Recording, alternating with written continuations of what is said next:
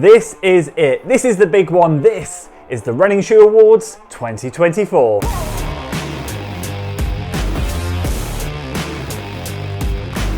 So welcome back to the 6th iteration of the Running Shoe Awards. This has been going since 2019 and I'm excited to deliver 2024's edition today. There'll be 9 categories, 4 shoes in each category, 2 honourable mentions, 1 runner-up and 1 winner. I'll put all the categories on screen now that we're going to be going through, starting with the long run category, working all the way through to shoe of the year. And then we'll finish with some final thoughts. So without further ado, let's get straight into it. So the honourable mentions for the long run shoe of the year have got to go to the Brooks Hyperion Max 2 and the Hoka Max 6. Now for a little bit of context, it's very rare that I do easy long runs. They tend to be steady or with some kind of workout in them. So the shoes you'll see in this category tend to reflect that. There's less max stack cushioning for those easier long runs and more performance based shoes. This one has been fantastic through my medium long runs during marathon training and I've enjoyed lacing it up. The range on this one hasn't been great. I have kind of pigeonholed it to that moderate, maybe marathon pace effort work, but that's about it. And the Hoka Max 6, wow, this thing has been absolutely spectacular. And the long run is not actually something that I've really gravitated towards with it. It's done everything else. However, I will say I did do one really big 20+ mile long run in it and it just did it really well. And the runner-up goes to the Mizuno Neo Vista. Now this thing had an interesting start and it might raise a few eyebrows out there if you saw my initial review. It was a good shoe. I actually really enjoyed it and I said straight away it will get into my rotation, but I wasn't blown away by it like a lot of reviewers have made out this year and a lot of people have said. However, I did produce an extra channel video on this shoe and I have to say that extra channel was a long run test and I took this thing out and found its sweet spot. Exactly how you guys describe this shoe. It's a cruiser and that is exactly what it is. I had a brilliant 16-mile long run in it the other weekend. It disappeared under my feet. Despite the weight, I just cruised along, felt really good and it really looked after the legs. I could envisage myself using this plenty more for those type of long runs and therefore I'm dropping this in as runner-up. But for me, the winner of the long run category has to go to the Asics Noosa Tri 16. What a shoe this has been. This took up a lot of my medium long runs during marathon training, which is effectively anything up to 1 hour 45 minutes during marathon training. I was using the Adios Pro 3, which isn't a shoe released this year for a lot of my long marathon runs, but this thing was the next best shoe that I was using for those longer efforts. I really enjoyed it, as you can see, and as I mentioned earlier, it's a little bit more aggressive. It's got a bit more aggressive rocker. It's very lightweight, very comfortable, and very enjoyable indeed. This thing soaked up a lot of miles very quickly, dropped straight into the marathon training rotation, and did really well. So for me, this one definitely is long run shoe of the year. And now moving on to the speed day category. A couple of honourable mentions are going to go to the Hoka Max 6 and the Nova Blast version 5. I actually said I probably wouldn't include this in the Running Shoe Awards this year only because I didn't get it until last week. However, I've managed to get 5 or 6 runs in it already. It's had a very fast start to life and a couple of those include a workout. I did a really fast workout in it and a more controlled marathon sort of effort workout in it, and it's just doing those workouts so well. I've got to throw it in here because although it's going to get plenty more miles over the coming months, instantly it's something I know I can gravitate towards. And the Hoka Max 6 is another one, again, such a versatile shoe. I've got a couple of workouts in this over the year. Now, I haven't tested a whole host of super fast shoes, but when I've needed a shoe that isn't a plated shoe, something relatively lightweight, this is the one that I ended up going for. And I actually recently wrapped up the testing on this shoe just over 400 miles with, again, a sort of marathon effort shoe. And the other workout I did was some 400-meter repeats in it. Again, handled them both absolutely brilliantly. Surprised me way more than I expected, and honestly, way more than the Endorphin Speed 4, which isn't making an appearance in this category this year. So these are the 2 honourable mentions. And the runner-up is going to go to the Asics Noosa Tri 16. Versatility is the name of the game with this one, and as you probably gathered, the Hoka Max 6. This one, however, is fast. This one is really enjoyable. Not only has it got the cushioning to take you over those long distances, but for me, I love the more aggressive rocker at the end. It puts you on your toes. So when you are in those longer runs, you do feel like you can just keep rolling forever and ever. But when it comes to speed, this is even more useful. This rocker is exactly what I love in a shoe. I love a shoe that puts you on your toes and gets you moving. It does not have a plate, which again is something that I really appreciate. There's such a good amount of cushioning and it is super lightweight. Again, I can't rave about this shoe enough. But the winner of the Speed Day category has got to be the Brooks Hyperion 2. What a shoe this is. I've been a massive fan of the Brooks Performance lineup, the Brooks Hyperion Tempo, the Max, and now this Hyperion 2. I wasn't a huge fan of the first version of this, but this has definitely bridged the gap and become the replacement for my old Hyperion Max. It is fast, it is lightweight, and it is a direct replacement for me for the Kinvara, which I absolutely loved. I cannot rave about this thing enough. It is so lightweight, it literally just disappears on feet. When you're doing those fast reps, it just moves, but there's enough stack height in here that you can do those longer reps as well. I have put some decent long runs in this shoe, as in, when I say long, around 90 minutes. And again, the versatility on this thing is absolutely brilliant. But speed is the name of the game for this one, and this one is a deserved winner. And let's move on to the daily trainer of the year. A couple of honourable mentions here: the 361 Centauri and the Nike Pegasus Plus. I do apologise for the state of these shoes. The weather out there right now is atrocious and they are getting caked in mud, but they are well used and well loved. Let's start with the Centauri. This has got the least amount of miles in it, only just got it in for testing,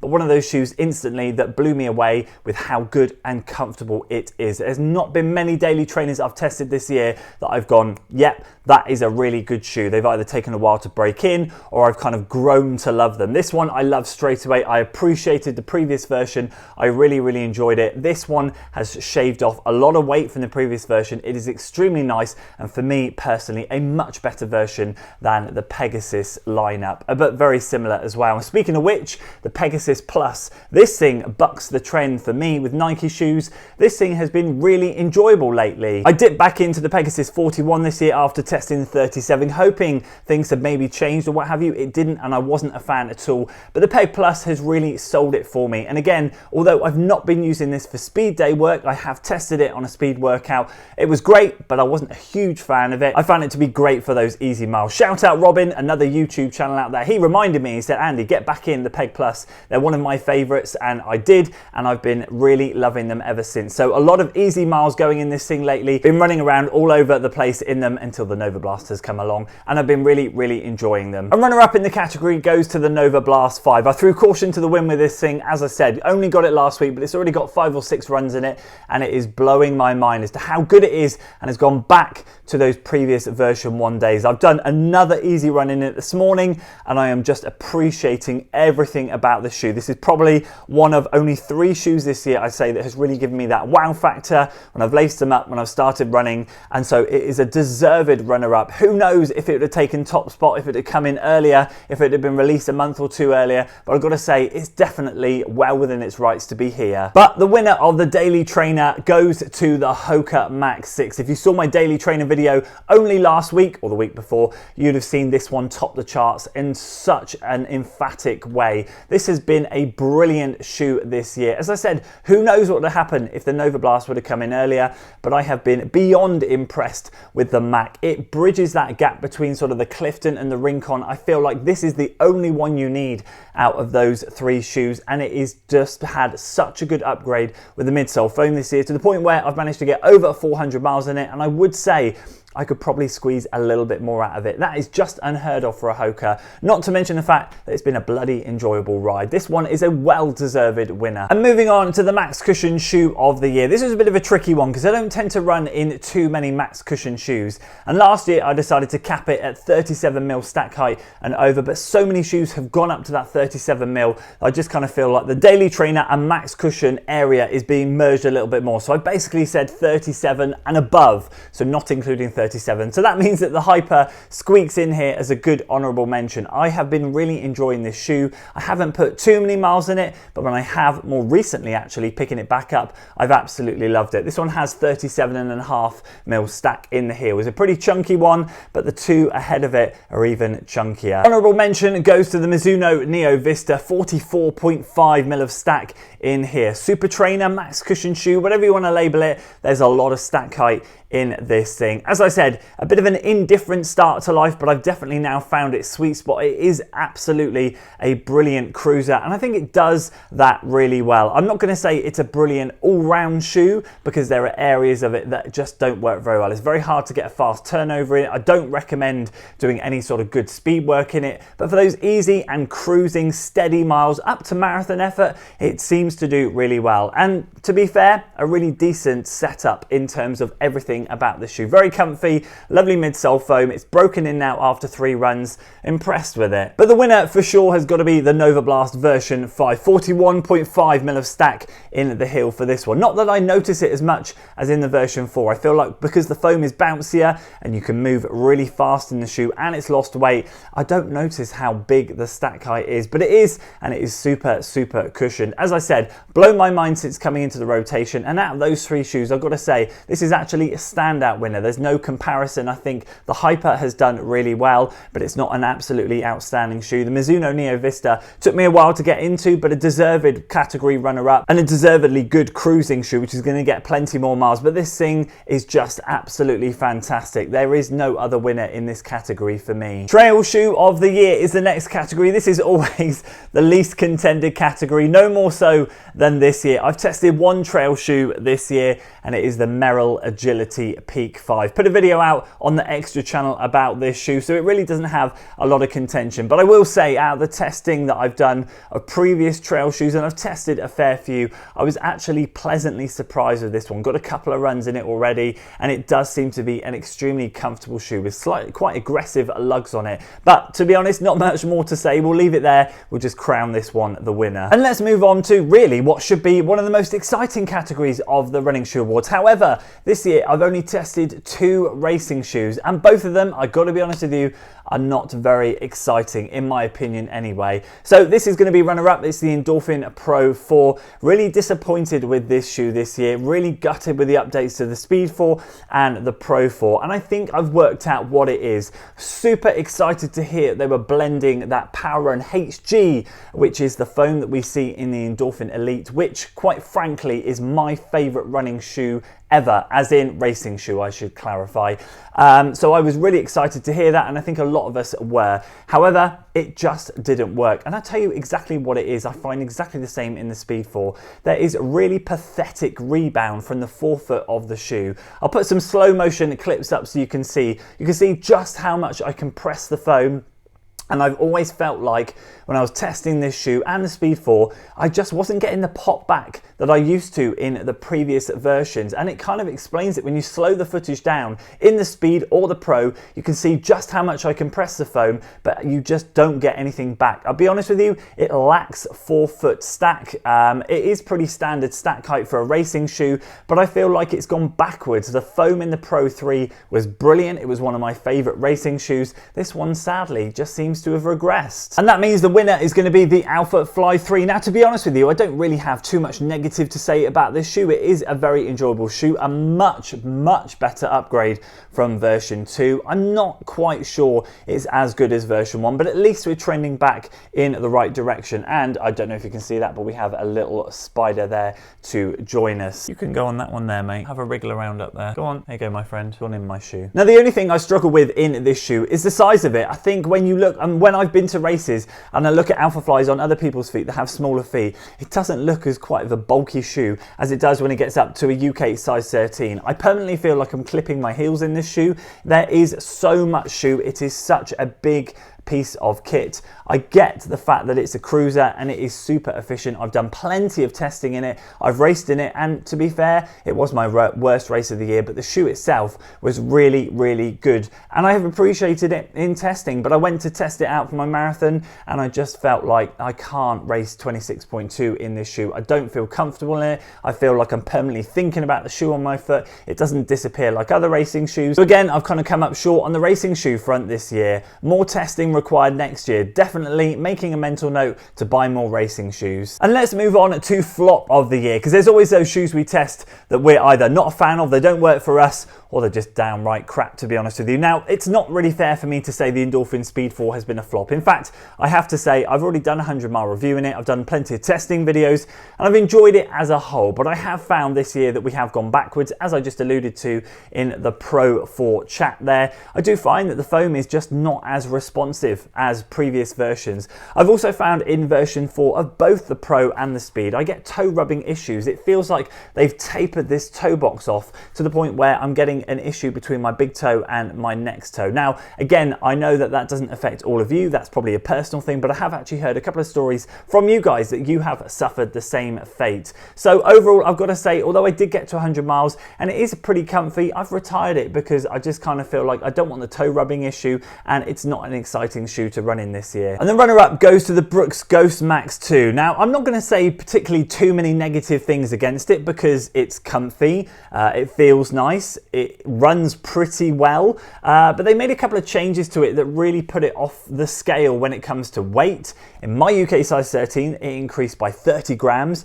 It was 397 grams, which potentially, bar the Nike Miler, I think I tested a few years ago, which was just over 400 grams, this thing is an absolute brick of a shoe. It definitely regressed from the previous version, and when you're running in a shoe that weight, I tend to not worry too much about weight. I tend to kind of think, well, I've got a bit of a weight range for speed day shoes and then daily trainers, and I know where things are starting to get a bit heavy, and for me that tends to be around 360 at a push 70 grams. But at the point where we're 3 grams off 400, it's just too much and it's just such a shame. So there's nothing particularly wrong with it, but it just meant that I just didn't want to pick it up again. But flop of the year goes to the Nike Pegasus 41. I'll be respectful about it because I think the Pegasus has a good die-hard fan base, and I get that there's a lot of people that like to use it, but it does seem to be a good kind of intro shoe into the world of running, a bit of a hybrid shoe, whether you go to the gym, walking, running, it's one of those for me. It doesn't tend to change. I didn't test it. I tested it last in the 37. I just did not like it at all. I thought I'll give it a break and I'll wait until a few versions later. I've waited to the 41 and really nothing's changed. That coupled with the fact I just think React X midsole foam is absolutely atrocious. I'm not sure how a brand can have such a good foam in the form of Zoom X. Also have Cushlon, which for me was one of my favorite midsole foams ever, and still produce something in the middle like React and React X, which is just absolutely abysmal. My actual wording during that review was I called it a bag of shit. Now that ruffled some feathers. I appreciate that. It was how I feel. It still is how I feel, and my mind hasn't changed on it. So that definitely is going to be the flop of the year. And before we get on to the big finale, I'm going to throw out 3 honourable mentions. 1 from this year and 2 from last year. We'll start with the Adidas SL2. I'm sure a lot of you are quite surprised why this one hasn't made an appearance in any of the categories. I feel like this shoe has been good across the board, but it's not been spectacular. Like, I've enjoyed it and it's done really well. I've put a good speed, well, not put one, I've put more than one good speed session in this shoe. I've done a lot of easy runs in this shoe and it's been really enjoyable. There's just a couple of things that let it down and meant that I feel I couldn't put it in the running shoe awards categories for any of them, really. It literally was 5th option on a couple of them. Number 1, sizing with Adidas is always an interesting one. I find that some shoes like the Takumi Sen is perfect for me. I've never had an issue with fit in those, but other shoes, they come up short. Now Adidas in my size go 12.5, 13.5, 14.5. You might see the odd 13 and 14 dotted in here, but what is a 13 in, let's say, Nike, Saucony, Asics is a 13.5 in Adidas, but it still comes up too short. I've tried 14s on in the outlet shop and they are too big. It's just sizing is such an issue, and this is no different. I find very similar with New Balance as well. Now, I'm a huge fan of Lightstrike Pro. That's why I feel like it deserves a mention, and they utilize it really well in here. It's kind of encased in Lightstrike, but there's a full-length Lightstrike Pro insert in there, and I love it. And Lightstrike is literally probably one of my top 2 midsoles ever, and utilized right, it is an absolutely brilliant piece of kit. But this one, in terms of just the setup itself, it brings and delivers a good lightweight package, very enjoyable, a good amount of cushioning, and as you can see here visually, we've got a decent amount of cushioning under the forefoot. It just is really good shoe, but it's just not quite at that level that's pushed it on. I know a lot of you would disagree, and I totally understand that. For those of you who found this thing to be really working for you, you should put it definitely at the top of your categories. And the final thing is the grip. The grip was absolutely absolutely pants in this shoe.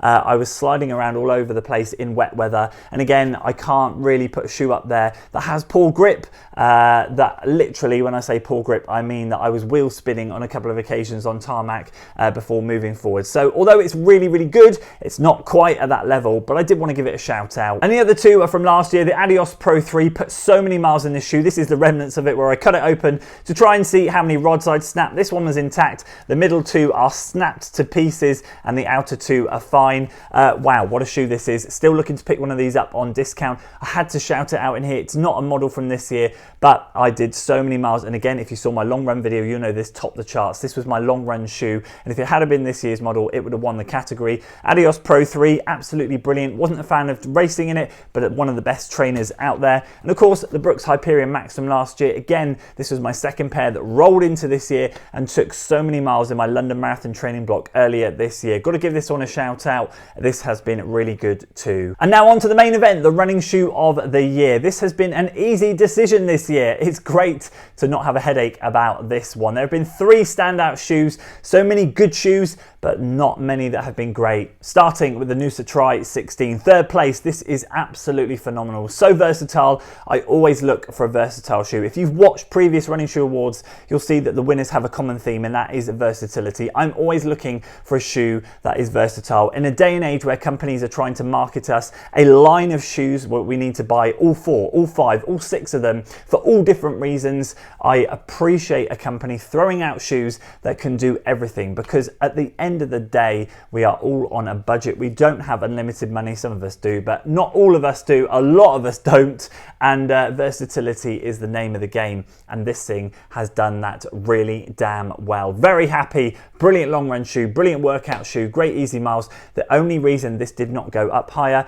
is that I do find my ankles roll in slightly when I've been in the shoe for a long period of time. As I get tired, I do tend to land and then roll and buckle in, and then my ankles get a little bit sore towards the end of the run, which is why I've just kind of put a bit of a pause on using it. I do use it here and there. However, I will say everything else about this shoe deserves to be up there. It is brilliant and I can't recommend it enough. And coming up in the runner-up spot is the Nova Blast version 5, a late entry to the party, but blown my mind already. I cannot express how happy I am that this thing is trending back towards version 1, which is one of my favorite shoes of all time. That foam, that bounce is back. Version 4 I found was such a dud in terms of the foam. I just found that it not only had it got heavier, but the foam wasn't as responsive. I'm not anti shoes getting a little bit heavier where they're tweaking things here and there, but the performance element has to kind of stay the same. It's got to kind of stay true to what the line is. And although you could see the design didn't really change that much, I just felt like the eco foam that they put in there just kind of made the ride a little bit of a dud. But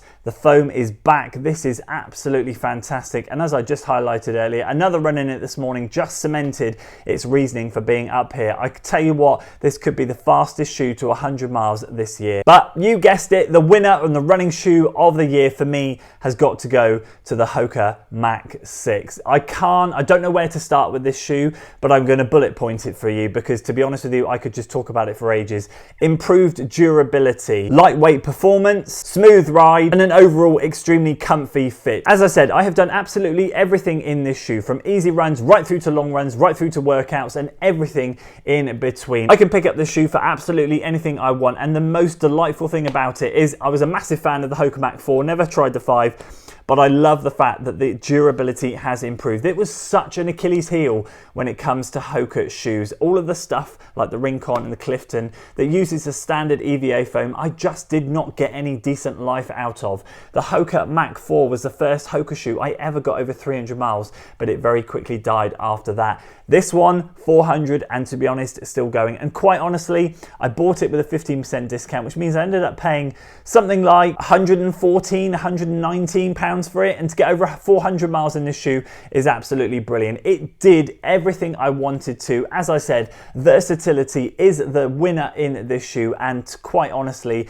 there's been nothing that has come close to it this year. So let's leave you with some final thoughts. Last year, I threw on at the end brand of the year, and I've got to say that's been a really tricky one for me. Hoka, Brooks, Asics, I'm not sure. Last year it was Saucony, but to be honest with you, with the performance and the upgrades of the Speed and the Pro, I have not enjoyed it whatsoever. The Triumph 22 is really the only shoe that they've produced this year that I've really appreciated. The other two I've not been keen on, and I'm not sure I'm even going to be appreciative of the Elite 2 next year. That super soft foam, it just does not sound. I hope I'm wrong, but I'm really scared for that. I think I might be stocking up on the original versions. So out of the shoes I've tested, Asics, well, I can't commit to them being the brand of the year because they don't produce super shoes in my size. I can't test the Super Blast or any of their plated shoes, but from what I've tested this year with the Noosa and the Nova Blast, they are absolutely fantastic. Brooks could probably be the best shout, to be honest with you, bar the fact that the Ghost Max 2 was a bit of a flop. I appreciated the update in the Ghost 16. That was a better update, lost some weight there. I've loved the Hyperion. The Hyperion Max 2 has been good. It's not been excellent,